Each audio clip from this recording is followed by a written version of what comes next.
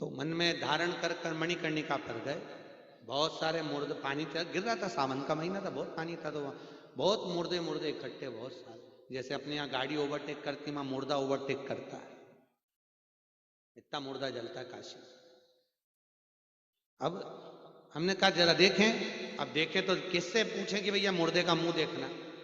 तो हमने एक मुर्दा के वाले से पूछा, भैया इनका मुंह देखना है। तो बोले आपके रिश्तेदार हैं। हमने कहा अब जो मर गया वो रिश्तेदारी है, नीचे नहीं तो ऊपर तो रहेगा।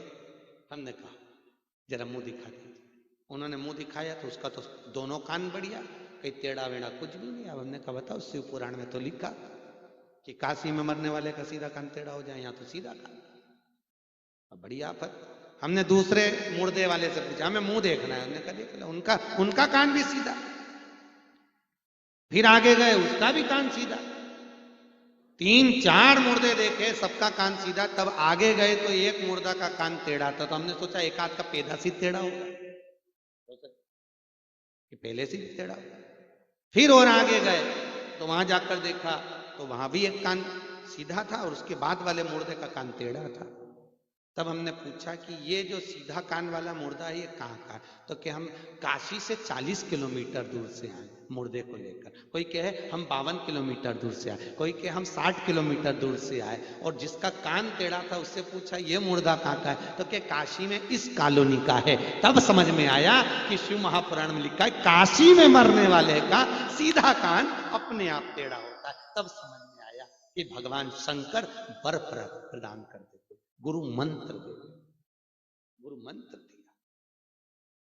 महाराज अभिमुक्त नगरी है भगवान शंकर ने कहा काल भैरव तुम काशी में जाकर कोतवाल बनकर बैठ जाओ।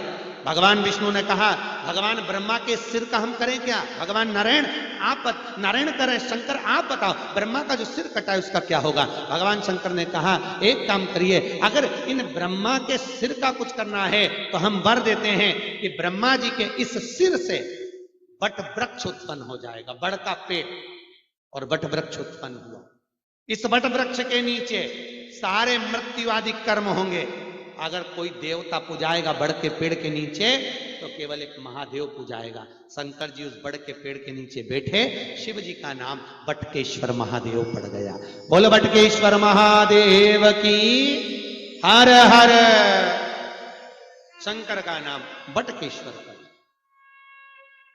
याद रखिए, कोई काम करने के लिए जा रहे हो, 50 बार विचार कर लिया और वो काम नहीं हो रहा, बहुत प्रयास कर और काम नहीं हो रहा आपका, तो कुछ ना करिए, बड़ के पेड़ के नीचे जाइए, एक पान के पत्ते के ऊपर बालू रेत का शिवलिंग बनाइए। काय का शिवलिंग बनाना है? जम के बोलिए, बालू रेत का शिवलिंग बनाकर उस पर 3 चम्मच दही, थोड़ा थोड़ा सा 3 बार दही चढ़ा दीजिए और अपने मनोकामना कर कर उसी दही को उठाकर लाकर अपने घर के दरवाजे पर स्वस्तिक बना दीजिए। मात्र 1 महीने के अंदर आपका वो काम सफल हो जाएगा जिस काम के लिए आप इतने समय से फिर रहे हैं, भटक रहे। कौन सा महादेव? किसका नाम लेना है? बटकेश्वर महादेव। कौन सा महादेव है? जम के बोलिए, बटकेश्वर। केवल एक बटकेश्वर महादेव। हमारे शास्त्रों में आज भी नियम है बटकेश्वर महादेव का। जैसे हनुमान जी के जो तीसरे नंबर के भाई हैं, हनुमान सगे भाई कितने? जम के बोलिए जल्दी से। अभी कल ही तो कोई बोल रहा था हमारे यहाँ तो खूब हरदोई में राम कथा ने भागवत कथा घनी हो गए। तो बताओ हनुमान जी के भाई कितने हैं? सगे भाई कितने? हनुमान 6 भाई है ना हनुमान जी, सगे भाई। हनुमान, गतिमान, श्रुतिमान, केतुमान, मतिमान। तो हनुमान जी जो 6 भाई हैं, तो हनुमान जी के जो तीसरे नंबर के भाई हैं जिनका नाम है गतिमान। क्या नाम है? गतिमान। महाराज घर में अगर कोई वाहन आता है, घर में अगर कोई गाड़ी आती है, चाहे 2 व्हीलर आए चाहे 4 व्हीलर आए, या कोई फैक्ट्री हो जो चल नहीं रही हो, बड़े परेशान हो गए, कुछ दिन अच्छा चलती फिर बैठ जाती, कुछ दिन अच्छी चलती फिर बैठ जाती। कोई व्यापार आप कर रहे हैं और थोड़े दिन अच्छा चल रहा है, थोड़े दिन बैठ रहा है, तो कुछ नहीं करना, केवल हनुमान जी के मंदिर का उल्टा पांव का सिंदूर लेकर आइए और हनुमान जी के तीसरे नंबर का भाई जिसका नाम है गतिमान। क्या नाम है? मति नहीं, गति, गतिमान। हनुमान जी के तीसरे नंबर का भाई गतिमान का नाम लेकर और दुकान पर, व्यापार पर, फैक्ट्री पर या गाड़ी पर उसका स्वस्तिक बना दीजिए। जिंदगी में कभी ना तो गाड़ी का एक्सीडेंट होगा, ना कहीं वो गाड़ी कभी ठुकाएगी और ना कभी खड्डे में जाएगी। और अगर फैक्ट्री पर आपने अगर स्वस्तिक बनाया है तो वो फैक्ट्री कभी कर्जे में, खड्डे में नहीं जा सकती, वो उन्नति की ओर बढ़ती है। गतिमान, हनुमान जी के तीसरे नंबर के भाई गतिमान का इतना प्रभाव, गतिमान की प्रभाव। जैसे शंकर भगवान की सबसे छोटी लड़की अशोक सुंदरी, क्या नाम है उसका?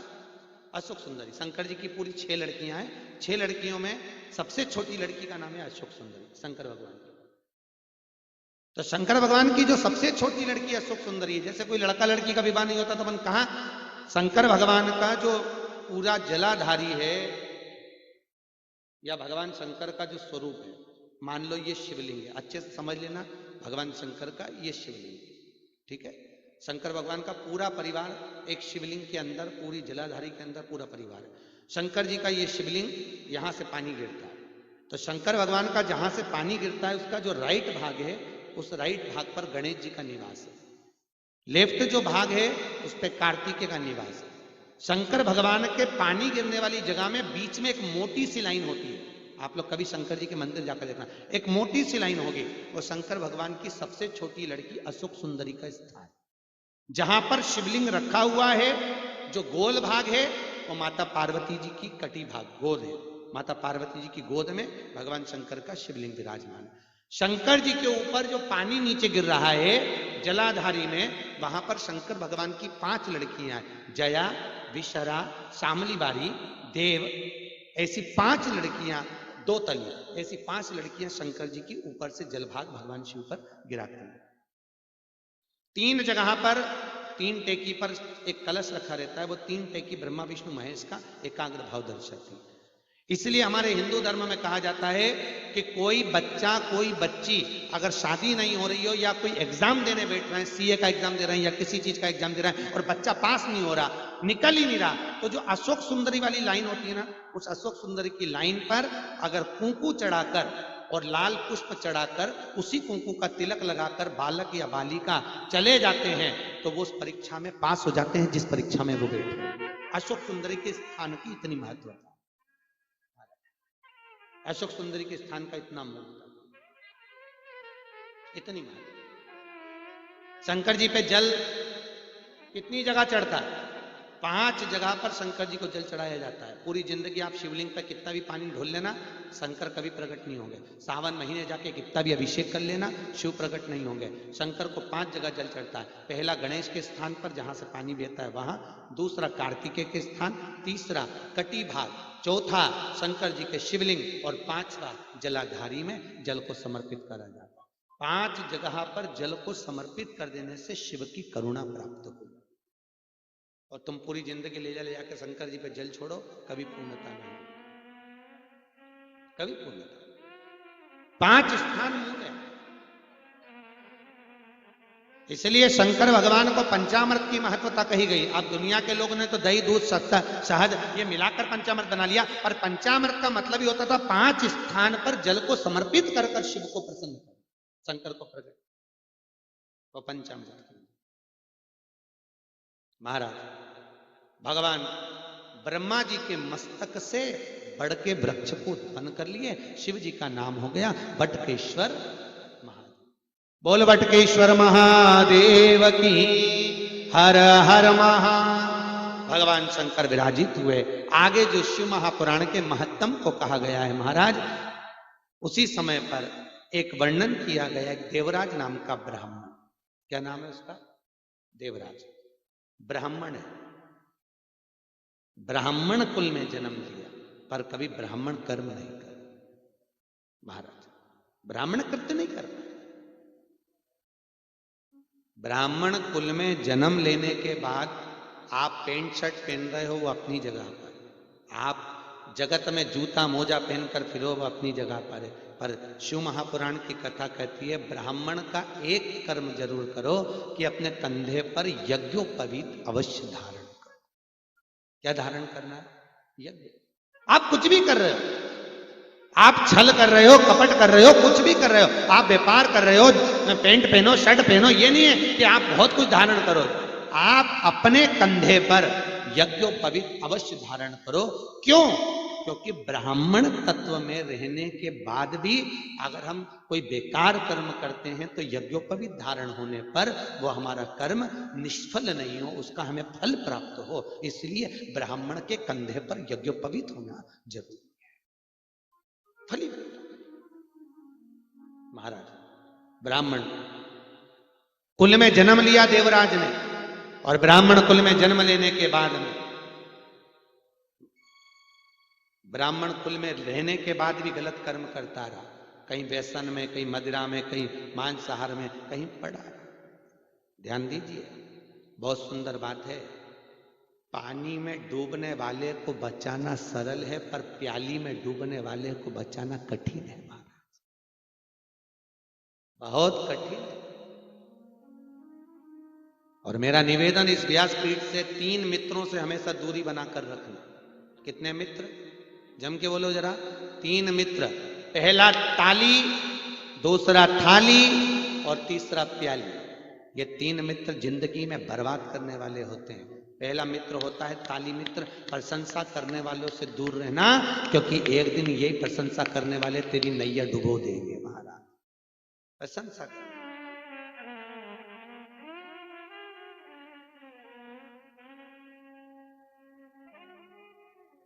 माला भले ना मिले, पर व्यवहार की माला हमारे गले में होना चाहिए।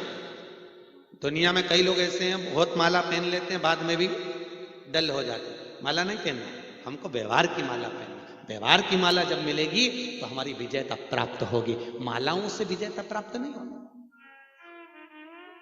व्यवहार की माला। भगवान पहला मित्र ताली मित्र, प्रशंसा करने वालों से दूर रहो। दूसरा थाली मित्र, होटल में खिलाने वालों से दूर रहना। आज ये होटल में ले जाकर गलत मांसाहार आपको कराएंगे, कल आपके पैसे से खुद खाएंगे। इसलिए इन थाली मित्रों से दूर रहो। और तीसरे नंबर पर है, जम के बोलिए, प्याली मित्र, इनसे दूरी बनाकर रहो। अपने पैसे से तुमको पीना सिखाएंगे, बाद में तुम्हारे पैसे को बर्बाद कर कर चले जाएंगे। इनसे दूरी बनाइए। ताली, थाली, प्याली, इनसे जितनी दूरी बनाकर रहोगे आपकी जिंदगी उतनी सुखमय रह सकती, उतनी आनंदमय रह सकती है। शिव महापुराण में उसका भी उपाय है, प्याली मित्रों का भी। जो ज्यादा पीते हैं उनके लिए भी बहुत सुंदर बने। 21 नीम की डांट, नीम की जो डंडी होती है कड़वी नीम की, उसके नीचे की कोर 21 काली मिर्ची, 21 लौंग, 21 दिन तक हनुमान जी के मंदिर में रखवा दो लाल कपड़े में। उसको उठाकर आधा लीटर पानी में उबाल लीजिए, 250 ग्राम पानी हो जाए, उसको रोज सब्जी में मिलाकर उस पीने वाले व्यक्ति को देना चालू कर दीजिए। 21 दिन में वो मदिरा का नशा छोड़ देगा, पी नहीं सकता, शराब का नशा मुक्त।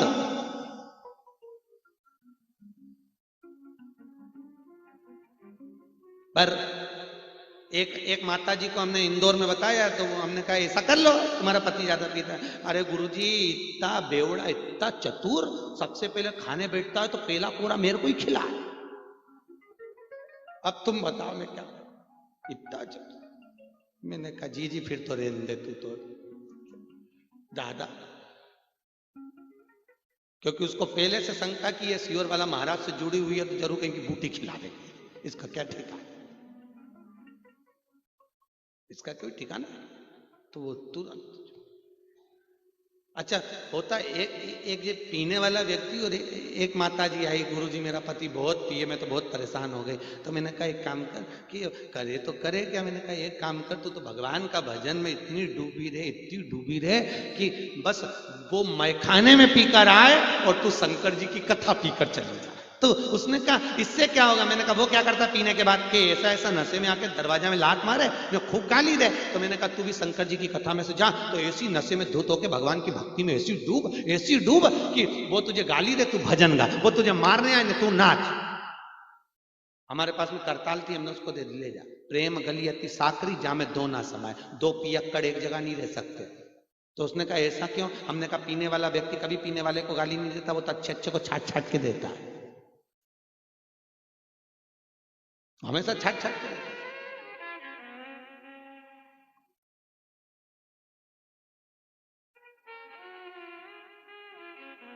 महाराज अग्रवाल जी, यहां तो आप कथा करवाए हैं, सुल्तानपुर में हम क्या बताएं, सारी बार एसोसिएशन ने कथा कर दी, सारी बार एसोसिएशन ने सुल्तानपुर में कथा करने गए। हमने कहा कथा कौन करवाया? तो एक अग्रवाल बंधु थे, उन्होंने कथा ली थी श्याम भक्त मंडल से, तो क्या बार एसोसिएशन कथा करा रही गुरु जी। हमने कहा बताओ, गजब हो गया, एक उनकी भी दुकान और एक अपनी भी दुकान, वो भी पिलाने वाले और हम भी पिलाने वाले।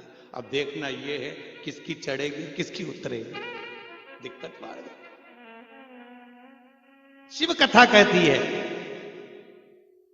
एक बार भगवान का नशा कर लीजिए। लोग कहते हैं शंकर भगवान नशेले हैं, भगवान शंकर को लोग कहते हैं भंगेड़ी है, ये गंजेड़ी है, ये गांजा पीता है, ये भांग पीता है। शिव महापुराण में ऐसा कोई स्थान नहीं लिखा जहां पर लिखा हो कि शंकर को भांग प्रिय, शंकर को गांजा प्रिय हो, कहीं नहीं लिखा।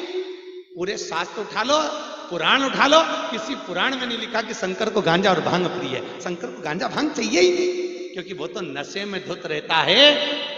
शिव जी से पूछा तुम नशा करते हो? हाँ। काय का? तो कि भगवान राम और कृष्ण नाम के नशे में डूबा रहता, दूसरे नशे की जरूरत ही नहीं पड़ती। जो भगवान के नशे में डूबा उसे क्या जरूरत? उस माता जी ने कहा तो मेरे को करना क्या पड़ेगा, बस जाके तू डोल, तू भी डोल। रात को पति आया पी के, दरवाजे पे लात मारी, अंदर आया, रोटी दे। ये करताल लेके ओम नमः शिवाय, ओम नमः शिवाय, ओम नमः शिवाय, रोटी नहीं दे रही। उठ के उसने बेल्ट ढेड़ा न मारना, दौड़ा, ये पलंग पे चढ़ गई बाल खोल के, ओम नमः शिवाय, ओम नमः शिवाय। पति को लगा ना जाने इसको क्या हो गया, बेचारा बिना खाया पिया सो गया। सवेरे से नहा धो के उठा, ऑफिस जाना था इसको, तो तैयार हो गया। इसने पत्नी से कहा ला रोटी बना दे। सुबह 4 बजे से नहा धो के बाल खोल के ओम नमः शिवाय बोले, त्रिपुंड विपुंड लगा ओम नमः शिवाय। पति बोले रोटी बना दे, ओम नमः शिवाय। अब उसकी उतर गई, इसकी रह गई, इसकी नहीं उतरी, ओम नमः शिवाय। बच्चों का टिफिन बना दे, ओम नमः शिवाय। पति के सुने नहीं क्या, ओम नमः शिवाय। पति चले गए, बेचारा बच्चे भी चले गए, कहीं रोटी वोटी नहीं। वापिस आया, रात के फिर पी के आया, फिर उपद्रव मचाइए, फिर तैयार, उसकी तो उतरे न चली जा। तीसरे दिन वो अपने पड़ोसन के यहाँ गया और जाके पूछा, वो काकी जी हमारी पत्नी के ना जाने काकी हवा लग गई, ओम नमः शिवाय, ओम नमः शिवाय करे केवल। तब काकी जी ने कहा लगी वगी कुछ नहीं है, सियोर वाला महाराज आया था, पिला के चले गया, कोई हवा ववा नहीं। एक बार जो भगवान के भजन का, शिव की करुणा का जो नशा कर लेता है, वो जीवन का आनंद सुख पा जाता है। आनंद। लोग कहते हैं ना, लोग पीते हैं पी पी के गिरते, हम पीते हैं गिरते नहीं हैं। हम पीते हैं सत्संग का प्याला, ये अंगूरी नशा तो नहीं है। हम पीते हैं सत्संग का प्याला, ये अंगूरी नशा तो दोनों हाथों से पीते हैं सत्संग का प्याला, ये अंगूरी नशा तो नहीं है। मेरे सांवरे सलोने कन्हैया, तेरा जलवा पर नहीं है। मेरे सांवरे सलोने सांवरिया, तेरा जलवा कहाँ पर नहीं है। जय हो।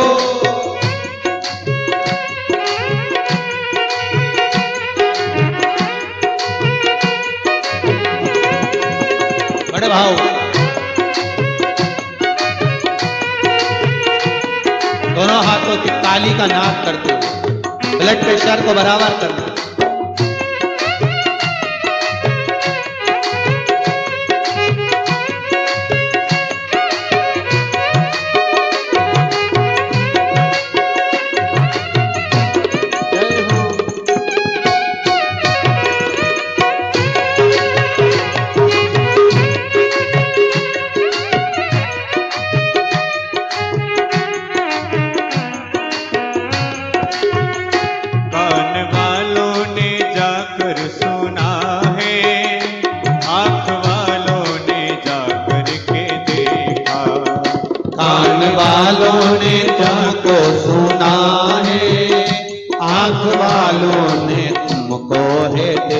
देखा, तेरा दर्शन उसी को हुआ है, तेरा दर्शन उसी को हुआ है, जिनकी आंखों में पर्दा नहीं, तेरा दर्शन उसी को हुआ है, जिनकी आंखों में पर्दा नहीं है। मेरे सांवरे सलोने सवरिया, तेरा जलवा कहाँ पर नहीं है, मेरे सांवरे सलोने सांवरिया, ओहो तेरा जलवा कहाँ पर नहीं है। ओहो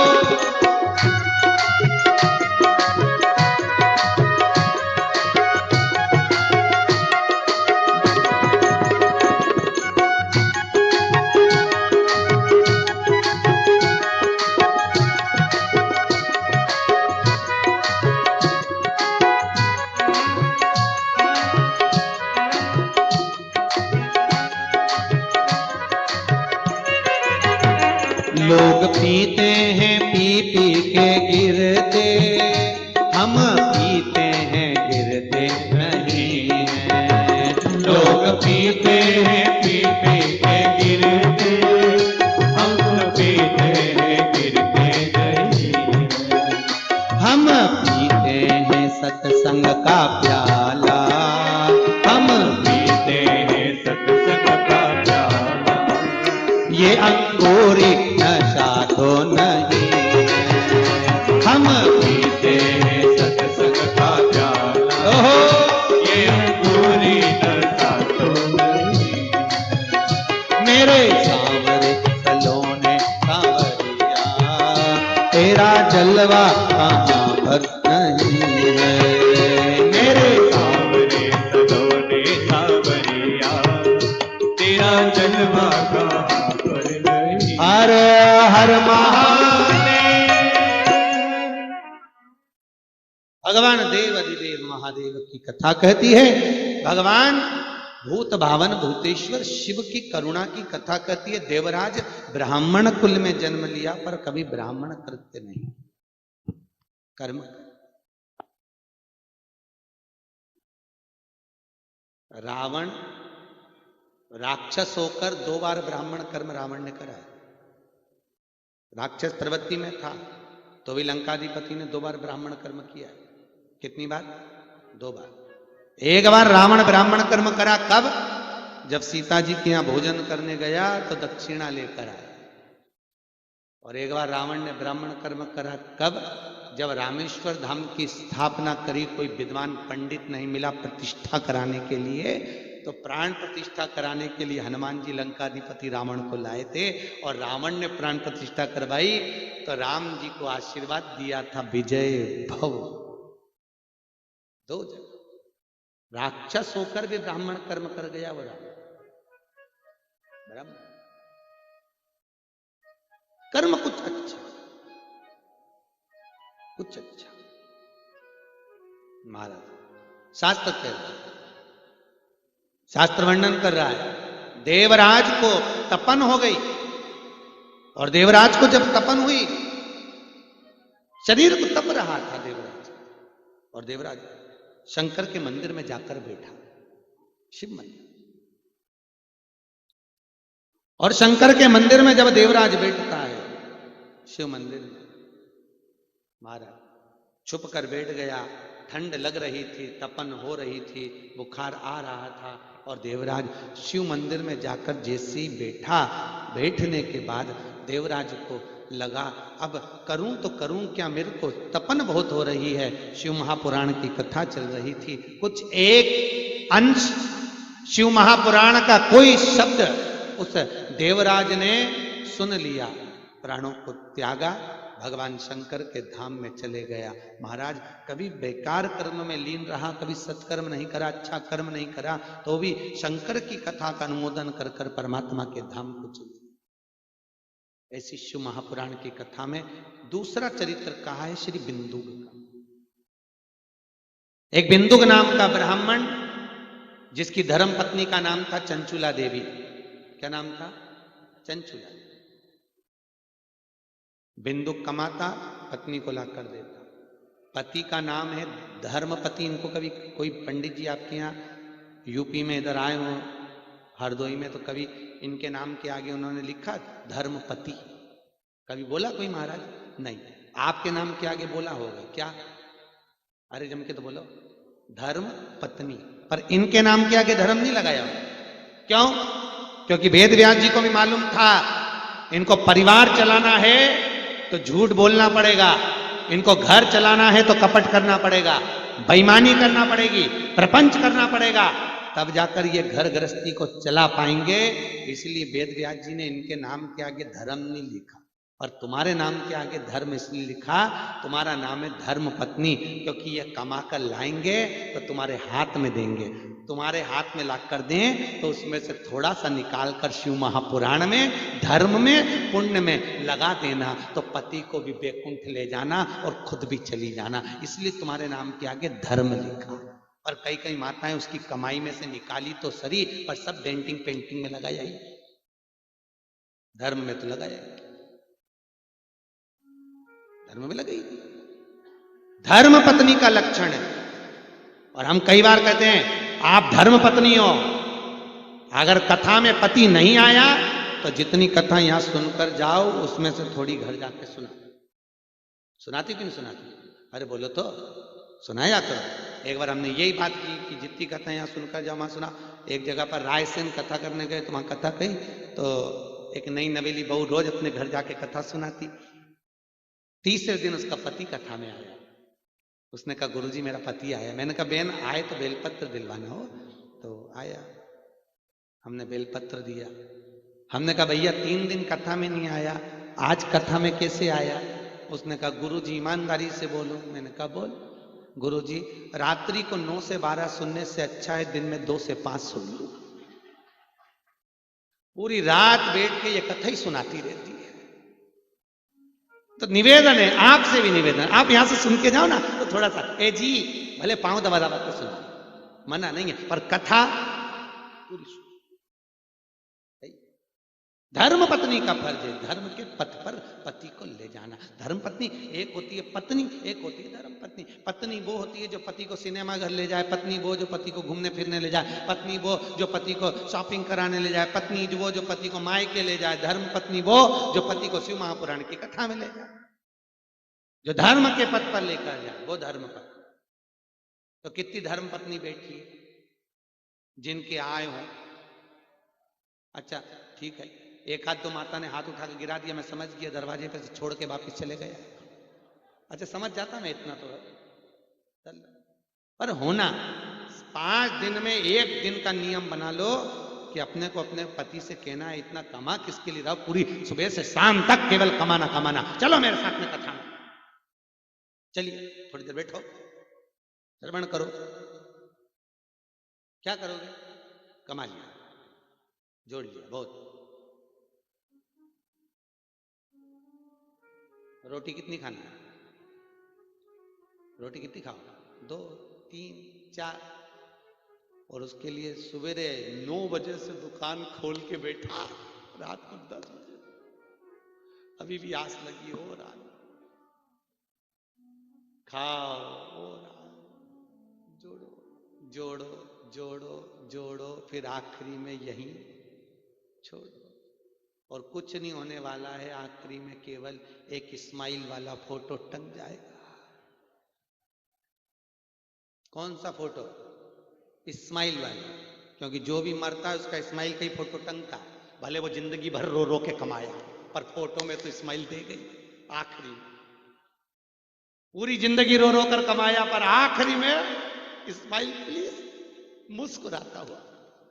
घर में टंगा हुआ स्माइल वाला फोटो भी कहता है हम भी ऐसे जोड़ जोड़ के मर गए, इसलिए आज मुस्कुरा रहे, तू भी ऐसे मरेगा। इसलिए निवेदन है अपनी जिंदगी को मस्त जियो, अलमस्त जियो, फुल एंजॉय, आनंद, रो रो कर नहीं जियो। कई माताओं की आदत रहती है कुछ भी नहीं है, कुछ भी नहीं है। और भगवान कहता है चटनी रोटी भी खाओ, तलमस्त लोगों से कम रसगुल्ला खा रहे हैं, हम गुलाब जामुन खा रहे हैं। दिन भर में 1 बार सरस्वती मुंह से निकलती है 24 घंटे में। और ना जाने तुम्हारे मुंह से निकल गया कुछ भी नहीं तो सरस्वती पूरा कुछ भी नहीं कर दे। और तुमने भले चटनी रोटी खाई और मुंह से कहा मैंने रसगुल्ला खाया, तो 24 घंटे में रसगुल्ला तुम्हारे सामने होगा। विश्वास की प्रखरता रखिए, प्रबलता रखिए। विश्वास की जहां पूर्णता होती है वहां परमात्मा सम्मुख आ जाता है। विश्वास मूल हो, और जहां भरोसा विश्वास पूर्ण हो, वहां आनंद और सुख अपने आप अपने आप। महाराज बिंदुक की धर्म पत्नी नहीं थी, वो केवल पत्नी थी चंचुला देवी, जो कभी भगवान की कथा में नहीं गई, कभी धर्म में नहीं गई, कभी सत्कर्म में नहीं गई, कभी पुण्य नहीं करा उसने जिंदगी, कभी नहीं, कभी सत्कर्म की ओर बढ़ी ही नहीं। होते ऐसे बहुत लोग रहे ऐसे।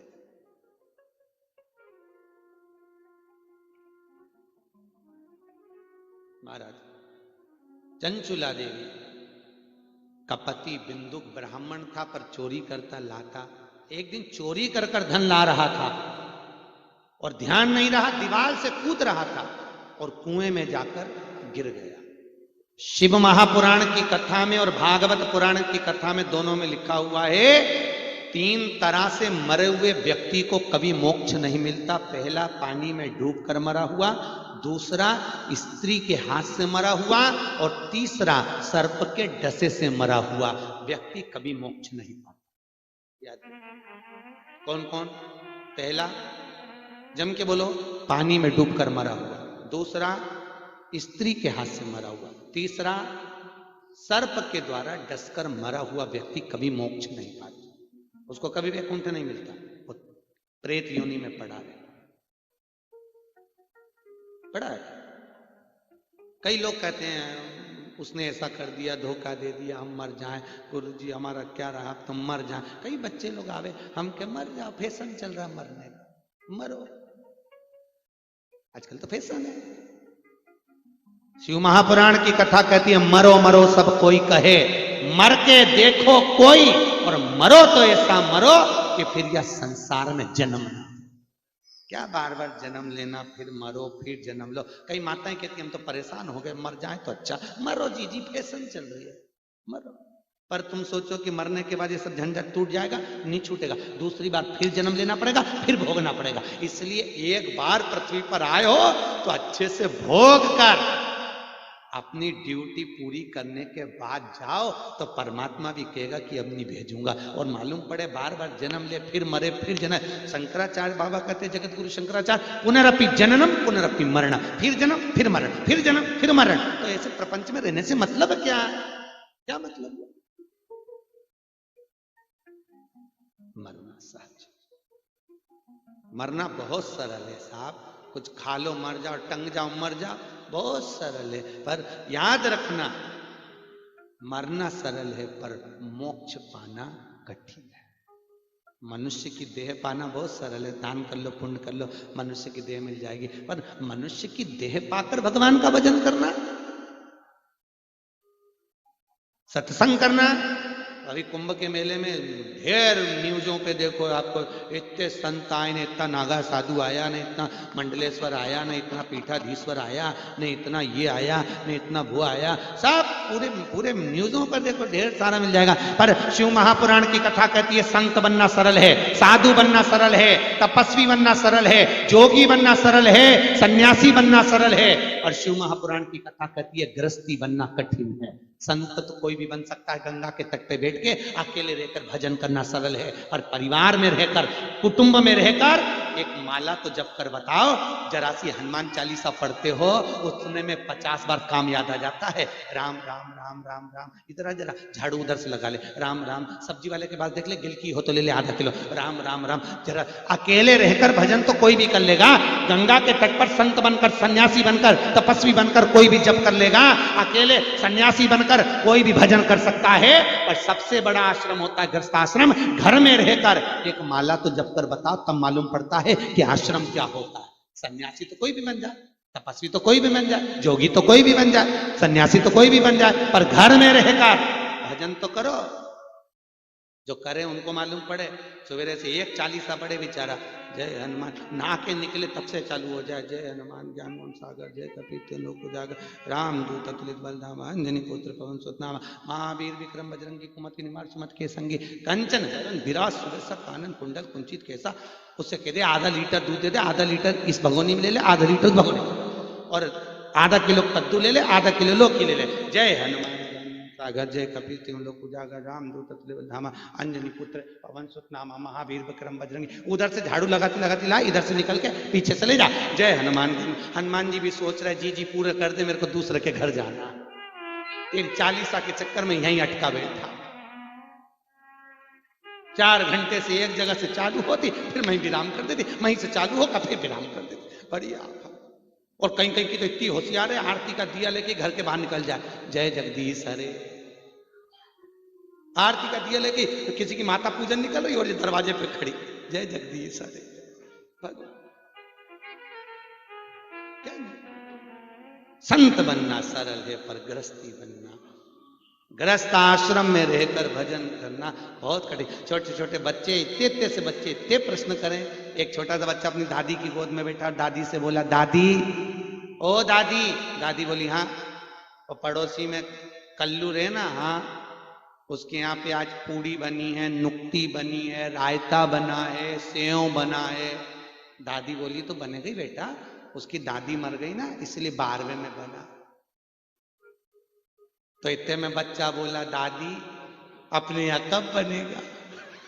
दादी ने 2 चाय भर के, अरे चुप रहे, अपने यहाँ कब बनेगा? दादी ने धक के रख लिया। कथा कह रही है, चंचुला देवी पतिव्रता धर्म का पालन कम करी, बिंदुक मर गया।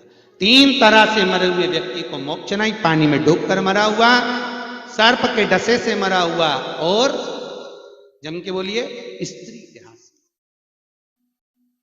मोक्ष। बिंदुक पानी में डूबकर मरा तो प्रेत योनि में चला गया। चंचुला देवी बेधवा हो गई, बेधव्य हो गई।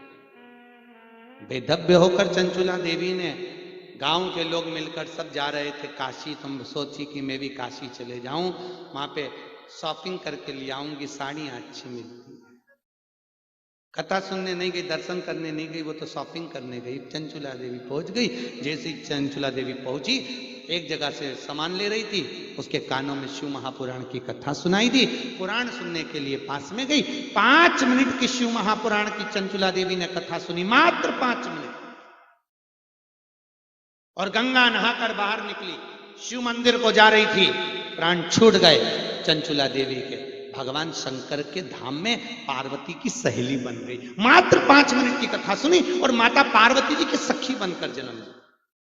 पार्वती जी ने एक दिन चंचुला से पूछ लिया, तेरा मुंह क्यों उतरा रहता है? घर में कोई भी बहू रहे, घर में कोई बेटी रहे, घर में देवरानी जेठानी रहे, सबका मुंह प्रसन्न रहे, तो घर में पति को भी भोजन भाए, नहीं तो बेचारा कमा कमा के घर में आए और तवेले जैसा मुंडा देखे तो भोजन ही नहीं भाए। क्या मतलब? तेरा मुंह क्यों उतरा? तू बता, तेरा मुख क्यों उतरा? चंचुला देवी बोली, मैं तो तुम्हारे धाम में हूं, पर मेरा पति बिंदुक प्रेत योनि में पड़ा हुआ है, उसकी मुक्ति नहीं, उसकी मोक्ष नहीं हुआ। क्या करा? उसके मोक्ष के लिए मैं क्या करा? कुछ उपाय? पार्वती जी ने कहा, एक काम करो ना, मोक्ष चाहते? हाँ, एक काम करो, शिव महापुराण की कथा करवा, पति के लोक में खुद जाओ। केवल एक शिव महापुराण की कथा ऐसी होती है, सौभाग्यवती नारी अगर शिव पुराण की कथा सुनती है, अखंड सौभाग्य लेकर जाती है, अखंड सौभाग्य। बेधव्य नारी, विधवा भी अगर शिव पुराण की कथा सुनती है तो वो पति के लोक में जाती है। कोई कुंवारी कन्या शिव महापुराण की कथा सुनती है, उसको सुंदर वर, सुंदर घर मिलता है। कोई पुरुष शिव महापुराण की कथा श्रवण करता है, उसके मनवांछित फल की प्राप्ति होती है। शिव पुराण की कथा में आप 5 दिन अगर कथा में आ रहे हैं तो मेरा निवेदन है, आप घर पर बोल कर आए कि मुझे 5 दिन कथा सुनना है, और जिस कामना को लेकर आप शिव महापुराण की कथा में बैठे हैं मात्र 1 महीने इंतजार करना, आपकी वो कामना पूरी होती कि नहीं। शिव पुराण का इतना प्रभाव है सर, इतना प्रमाण है शंकर, क्योंकि ब्रह्मलोक के देवता ब्रह्मा, बैकुंठ के देवता भगवान विष्णु, पृथ्वी का देव है महादेव। पृथ्वी पर रहने वाला मेरा देव महादेव, जो जगत का बाप है, पिता है, और जगत का बाप कभी अपने बच्चों को दुखी नहीं देख सकता, क्योंकि बाप अपने माता पिता कभी अपने बच्चों को दुखी नहीं देख सकते, और मेरा महादेव किसी को दुखी नहीं देख। आप मनवांछित फल लेकर तो आइए। सारे मंदिरों के तो अंदर जाकर दर्शन करना पड़ता है, और शिव महापुराण में लिखा है शिखर दर्शनम सर्व पाप नाशनम। शंकर के मंदिर में अगर प्रवेश भी नहीं कर सकते तो शिखर का मात्र दर्शन कर कर भी पुण्य फल को प्राप्त किया जा सकता है। इसलिए तो शिव महापुराण की विद्येश्वर संहिता में लिख दिया कि जिसको घुटने का दर्द होता है, कमर का दर्द होता है, डॉक्टर कह रहे हो कि घुटना बदलना पड़ेगा, एक बार शिव महापुराण का उपाय कर कर देखो। शिवरात्रि के दिन शंकर जी पे चढ़ी हुई बेलपत्र को शंकर ही मंदिर का शिखर देखकर रात को 12 बजे चबा चबा कर खा लो, जिंदगी में कभी घुटने का और कमर का दर्द नहीं हो सकता, कभी नहीं हो सकता, ना कभी डॉक्टर बोल सकता। और 50 बार चेक करवा कि घुटना बदलवाऊं, डॉक्टर भी कह देगा मत बदलाओ, क्योंकि घुटना भी अपने आप ठीक हो जाए। केवल एक शिवरात्रि के दिन रात के 12 बजे की बेलपत्र इतना चमत्कार कर दे, सहज नहीं है शंकर की करुणा, सहजता नहीं। महाराज ऐसा कौन सा रोग है शिव पुराण में नहीं लिखा? शुगर तक की कल आपको कथा में बताएंगे कि शुगर वाली बीमारी वाला व्यक्ति को क्या खाना चाहिए, शंकर भगवान पे क्या समर्पित कर कर क्या पी ले कि शुगर लेवल में बनी रहे, और उसके बाद कितना भी मीठा खाना, चेक कराना, 50 बार चेक कराना, शुगर लेवल नहीं मिले। शिव महापुराण के ऐसे ऐसे उपाय हैं। सहजता, शंकर सहज में, उसको मृत्युंजय महादेव कहते हैं। जो मृत्युंजय मतलब जिसने मृत्यु को भी जीत रखा, जिसके हाथ में मृत्यु भी उसके हाथ में है, मृत्यु भी उसके हाथ में रखी। सहजता। कई लोग कहते हैं शिव महापुराण में क्या मिलता है, हम कहते हैं मिलता क्या है एक बार आकर देखिए, एक बार बैठकर शिव महापुराण की कथा को सुनकर देखिए, फिर मालूम पड़ेगा क्या शंकर कैसे करुणा करता है। ये शिव की तो करुणा है। अग्रवाल परिवार तो कथा को करवा रहा है, पर तो भाग्य आपके हैं हरदोई वालों, किस्मत आपकी है जो माघ के महीने में आप इस कथा को सुन रहे हैं। अग्रवाल परिवार के तो भाग्य प्रबल हुए हैं। शास्त्र कहता है जैसे कोई बच्चा गुल्लक को भरता है और गुल्लक फूटने के बाद कोई गिफ्ट लेकर आता है, हमारे दादा परदादा पूर्वजों की ये जो बुजुर्ग गए हैं, इन पूर्वजों के कई पुण्य की गुल्लक भराई होगी, तब जाकर अग्रवाल परिवार में ये शिव महापुराण की कथा हो पाई है। ये पुण्य की गुल्लक है। महाराज किटी पार्टी में, बड़े बड़े जन्मदिन में, शादियों में लोग लाखों का खर्चा कर देते हैं, करोड़ों रुपए खर्च हो जाते हैं, पर वो आनंद नहीं मिल पाता जो शिव महापुराण की कथा का सुख है। ये पुण्य की गुल्लक भराई है। दादा परदादा की अग्रवाल परिवार में कहीं पूर्वजों ने पुण्य करा होगा, कुछ अच्छा कर्म करा होगा, उसकी गुल्लक जब भराती है तब जाकर शिव की कथा हो पाती है। क्योंकि राम शंकर की आराधना करते हैं, कृष्ण शिव की आराधना करते हैं, शंकर राम और कृष्ण की आराधना करते हैं। रामचरितमानस शुरू होगी तो शंकर की कथा से, भागवत शुरू होगी तो शंकर की कथा से, विष्णु पुराण शुरू होगी तो शंकर की कथा से। 33 कोटि देवता जिसका ध्यान धरते हैं, वो महादेव का भजन करना, कथा सुनना सहज नहीं हो सकता, सरल नहीं, सहजता नहीं। जितनी देर आप कथा में बैठोगे आपको ऐसा लगेगा मैं कैलाश में बैठी हूं। भले यहां पर हीटर लगा दो, चाहे कुछ भी लगा दो, तो भी लगेगा कैलाश में बैठ के। शिव महापुराण की कथा के पहले तो गर्मी पड़ रही होगी, हरदोई में कोई ठंड नहीं होगी, ज्यादा होगी तो थोड़ी बहुत ठंड पड़े तो पड़ेगा, पर शंकर की कथा जहां चालू वहां भगवान परीक्षा लेना चालू, बैठी रहे तपा बैठी। शिव कथा शंकर का धाम, शंकर करुणा सागर खुद आकर बैठ जाता है, सोता शिव महाराज। बिंदु गया, चंचुला देवी कह रही है मेरे को शिव पुराण कराऊं तो किससे करवाऊं, शिव पुराण की कथा किससे करवाऊं। महाराज देवऋषि नारद के पास गए, नारद जी से विनती करी हमें शिव पुराण की कथा करवाए। नारद जी बोले मैं कथा नहीं कह सकता क्योंकि मुझे श्राप लगा है। दो कथा में अवश्य पहुंचते हैं, एक निंद्रा देवी, एक नारद जी। निंद्रा देवी को आप पहचान सकते हो, कहीं की सोती मिल जाए तो तुम समझ जाओगे कि कुंभकर्ण की धर्मपत्नी आई गई। नारद जी को कैसे पहचानोगे कि नारद कथा में आया? तो नारद को श्राप लगा था कि तू एक जगह नहीं बैठ सकता, तो जो बार बार आए फिर जाए फिर आए फिर जाए, समझ लेना इसमें नारद भरा गया, इसमें नारद भरा, तुरंत पहचान गया। और जो बार बार आए बार बार जाए तो सिर पे पल्लू लेके उके धोख लगा लो, अरे भैया तुझमें नारद भरा है, गजब की बात, तू नारद। क्योंकि देवऋषि नारद एक ऐसे थे जिनको श्राप लगा था कि तुम एक जगह नहीं बैठ सकते। नारद जी बैठे एक जगह नहीं बैठे। देवऋषि नारद ने कहा मैं कथा नहीं कह सकता क्योंकि मुझे श्राप लगा है। तो कथा कौन कहेगा? देवऋषि नारद ने कहा एक मेरा मित्र है जिसका नाम तुमरुका। क्या नाम है उसका? नाम तुमरुका। केवल एक तुमरुका जी ऐसे हैं दुनिया में जिन्होंने शिव महापुराण की कथा का विख्यान करा। इसलिए आज भी जिस नारी को 20-20 साल तक औलाद नहीं हुई हो, पुत्र नहीं हुआ, संतान नहीं हुई हो, तो सफेद आंकड़े की जड़ सोमवार की अष्टमी पड़ने पर, सोमवार के दिन की अष्टमी पड़े उस दिन सफेद आंकड़े की जड़ 7वां दिन नारी का रजस्वला धर्म का हो, उसके 8वें दिन नारी के कमर में उस सफेद जड़ को तुमरुका जी का नाम लेकर बांध दीजिए। नारी का गर्भ 3 से 4 महीने में ठहर जाता है और उसके यहाँ संतान हो जाती है। महाराज जी जिसके यहाँ 20-20 साल तक औलाद नहीं है, और हम तो यहाँ बैठे हुए हैं आपके हरदोई में, हमारे जहां जहां कथा करके आए वहां वहां पर जाकर आप पूछिए या फोन लगाकर पूछिए कि शिव महापुराण के माध्यम से 20-20, 25-25, 30-30 साल वालों को भी संतान की प्राप्ति हुई। क्योंकि शिव जब भगवान कृष्ण के यहाँ 16,108 रानी को संतान दे सकते हैं, तो शंकर वो कृपालु है जो दुनिया का भंडार भर सकता है। महाराज शंकर है। हर हर महा, शिव की करुणा ही है। हाँ, लोग थोड़ी गलती करते हैं शिव पूजन में, बहुत गलती करते हैं शंकर के पूजन में।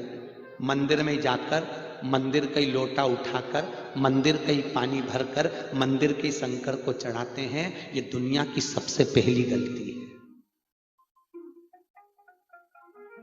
कोई तुम्हारे घर में आकर, समझना, तुम्हारे घर का गिफ्ट कोई फ्रिज उठा के, अलमारी उठा के, कोई टीवी उठा के तुम्हारे ही हाथ में दे दे, तुम्हें कैसा लगेगा? ईमानदारी से बोलो। अरे बोलो तो जीजियो, अरे वो हरदोई वाली, अच्छे से बोलो, अच्छा लगेगा?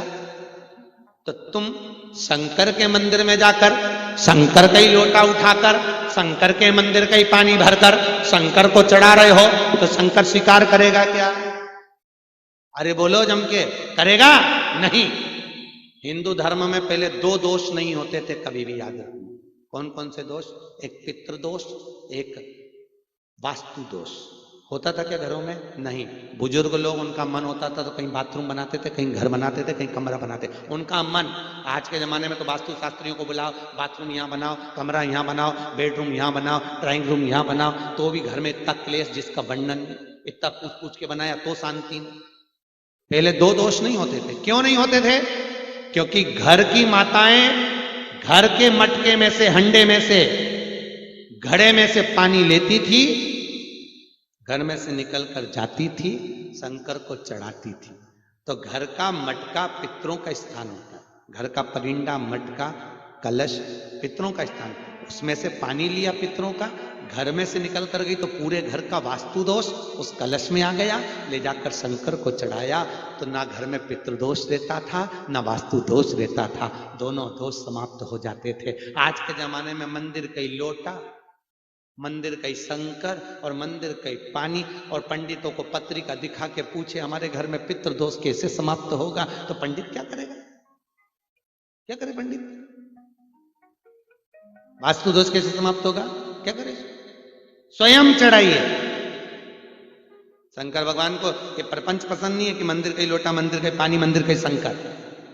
घर से लेकर जाओ, भले थोड़ा लेकर जाओ, पर घर से ले जाओ। उसी का सामान उसी को उठा कर देना अच्छी बात नहीं है। यहीं व्यासपीठ पे लोग आए, यहीं की माला उठाकर पोथी पे चढ़ा जाए या हमको पिना जाए तो अच्छा लगेगा? नहीं। आप ही के बाजू में कोई माला पड़ी और आप ही को पिना दे तो अच्छा लगेगा? नहीं। भगवान कहते हैं तेरा समर्पण बता कि तू समझ। आप और सहज समझ लो, तुम आंवले के पेड़ की पूजन करने गई, बड़ के पेड़ की पूजन करने गई, पीपल की पूजन करने गई, मां तुम थाली सजा के ले गई और तुम्हारी थाली, तुम तो गई पानी भरने, इतनी देर में कहीं की पड़ोसन मां बैठी थी, उसने थाली उगाड़ी, उस सब सामान चढ़ा दिया, पीपल देव को, आंवला देव को, सब तुम्हारी थाली में से चढ़ा दिया और तुम आके देखी तो पूरा थाली का सामान देवता पे चढ़ा।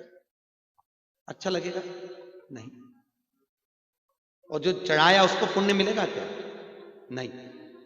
मंदिर में जो पानी भरा, लाइट मंदिर की जली, जिसने कलश दिया, लोटा किसी ने दान करा था, बेचारे दूसरे का, पानी दूसरे का, शंकर भी मंदिर का, सब दूसरे का, और बड़े प्रेम से पल्लू वल्लू लेके हर हर महादेव ओम नमः शिवाय कर के चढ़ा चढ़ा के और घर चली करके कि मैं तो रोज मंदिर जाऊं। शंकर भगवान करे नौटंकी करने आए फालतू की, काय के मंदिर आए, काय का मंदिर? सत्कर्म हो। मंदिर का लोटा, मंदिर का पानी चढ़ाने से अच्छा है वो भी ना चढ़ाइए तो 3 बार ताली बजा कर जाओ, शंकर उसमें भी प्रसन्न हो जाते हैं। और वो भी नहीं है तो शंकर कहते हैं मुंह से बम बम बोले बोल लो, मैं उसमें भी प्रसन्न हूं, पर मुझे दिखावा प्रिय नहीं। ये देखा देखी में तो काम बिगड़ जाता है। कक्षा 8वीं का पेपर था, बच्चों को लिखने के लिए आ गया, दिल्ली की सबसे बड़ी मीनार का नाम बताओ। बच्चों ने लिख दिया दिल्ली में कुतुब मीनार है, पीछे वाले ने आगे वाले का देखकर लिख दिया दिल्ली में कुतिया बीमार है।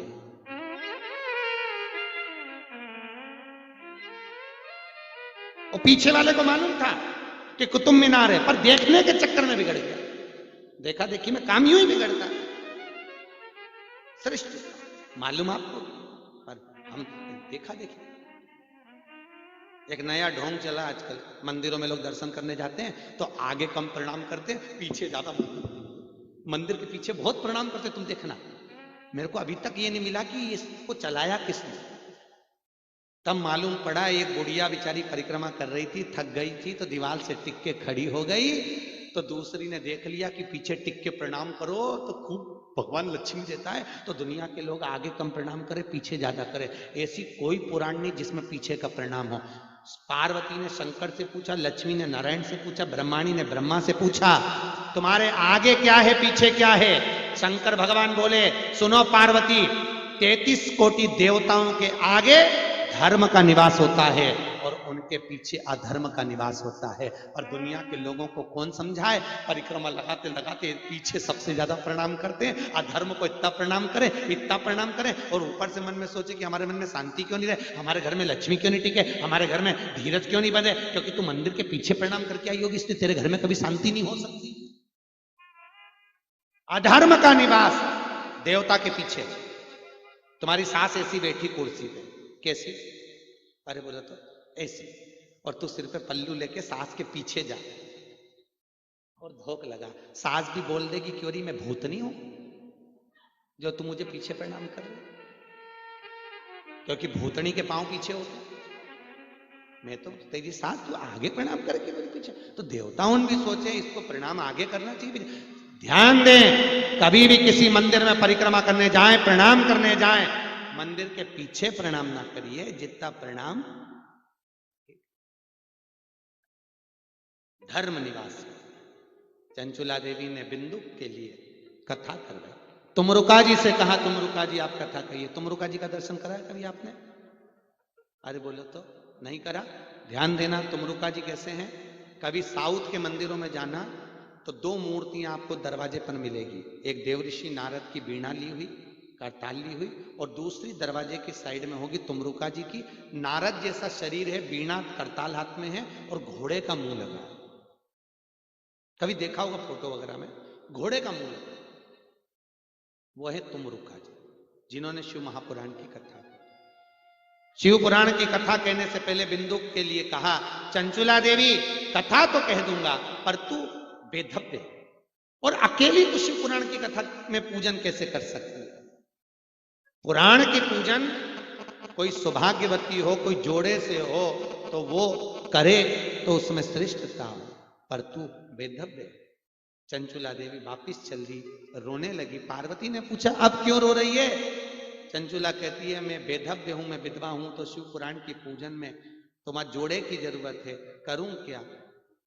तुम रुका जी बोल रहे हैं वेदव्य नारी शिव पुराण की पूजन कर सकती है, पर जब पुराण बैठेगी तो उसको उठाने के लिए जोड़े की जरूरत पड़ेगी, उसके विराम के लिए जोड़े की जरूरत पड़ेगी, तब क्या करा?